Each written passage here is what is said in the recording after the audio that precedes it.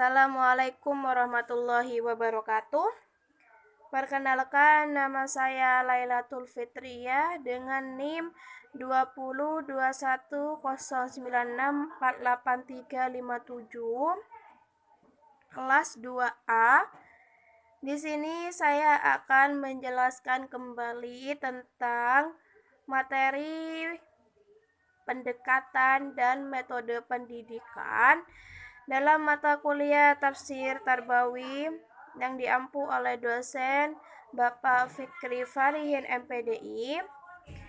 Baik, di sini pendekatan dan metode pendidikan terdapat di dalam beberapa surah terdapat di beberapa Al-Qur'an, yaitu dalam surah Al-Maidah yang berbunyi, Ya ayyuhar rasulullah balligh ma unzila ilaika mir rabbuka wa illam taf'al fama balaghta risalatahu wallahu yaqsimuka minan nas innallaha la yahdil qaumal kafirin, yang artinya, Ya ayyuhar rasulu, wahai Rasulullah, balik ma unzila ilaika mir rabbuka, sampaikanlah apa yang diturunkan kepadamu dari Tuhanmu.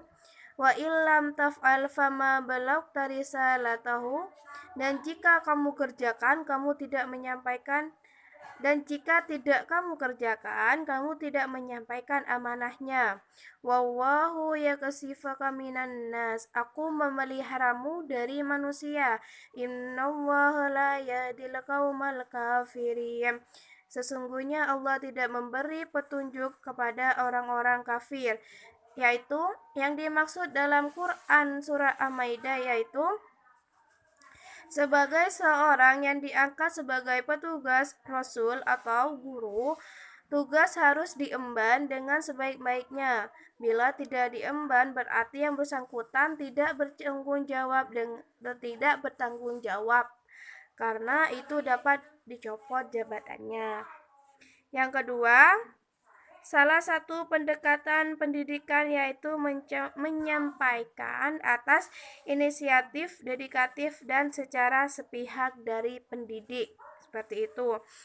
Selanjutnya, apa sih nilai-nilai yang bisa kita ambil dari Quran Surah Al-Maidah, yaitu nilai yang bisa kita ambil adalah pendekatan itu dapat dilaksanakan dengan metode ceramah, diskusi, dan sebagainya. Jadi dalam kita mendidik anak bisa kita menggunakan dengan cara metode, yaitu metodenya ada metode ceramah, berbicara, diskusi, dan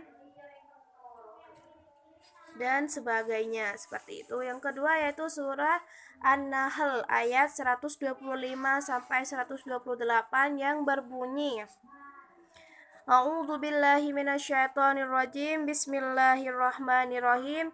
Ud'u ila sabili rabbuka bil hikmata wal mau'izatil hasanati wajadilahum billati hiya ahsan inna rabbuka a'lamu biman shalla an sabilihi wa huwa a'lamu bil muhtadin wa in aqabtum fa'aqibu bimisli ma arakibtum bihi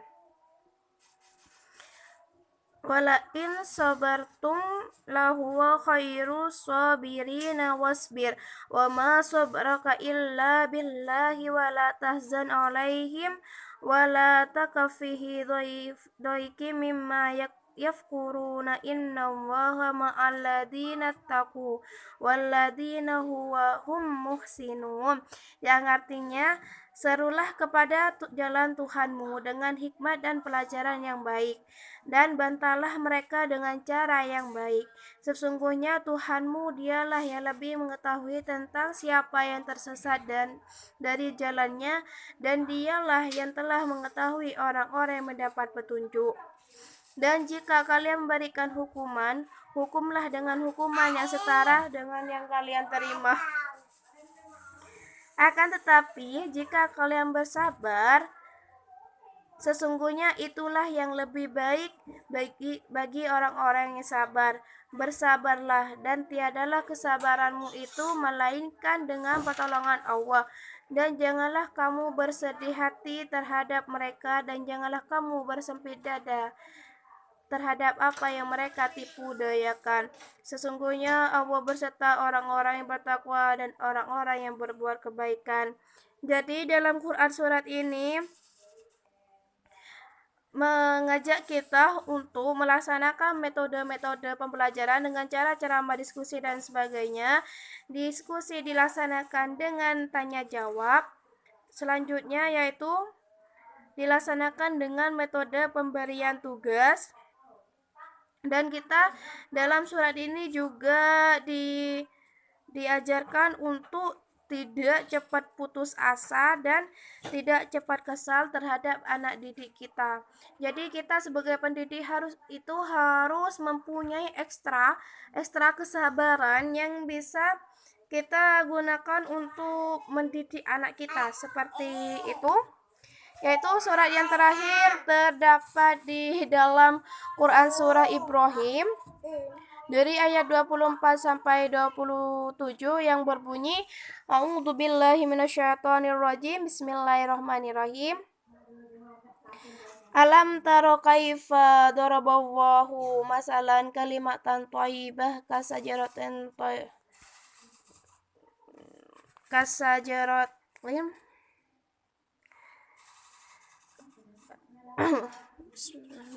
Saya ulangi lagi. Bismillahirrahmanirrahim.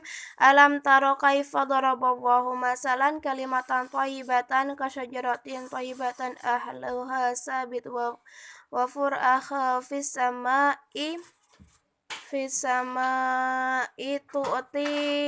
tu'tihi ukulaha kalhinin bi'idni rabbiha al-ayah, dan seterusnya. Yaitu di sini dalam Quran surah Ibrahim itu mengajarkan kita yang artinya, tidakkah kamu memperhatikan sebagaimana Allah telah membuat perumpamaan kalimat yang baik seperti pohon yang baik akarnya kuat dan cabangnya menjulang ke langit. Itu menghasilkan buahnya pada setiap waktu dengan seizin Tuhannya, dan dari Allah membuat perempuan itu untuk manusia agar selalu ingat, dan perempuan yang buruk seperti pohon yang buruk. Jadi nilai-nilai yang terdapat dalam Quran ini yaitu di antara metode pendidikan ialah pemberian contoh. Jadi kita sebagai pendidik itu harus memberikan contoh yang baik untuk anak didik kita. Tidak boleh mengajarinya yang jelek-jelek seperti itu. Terus yang kedua, contoh yang memberikan kesan dan pengaruh mendalam pada jiwa pendidik ialah nasihat yang baik.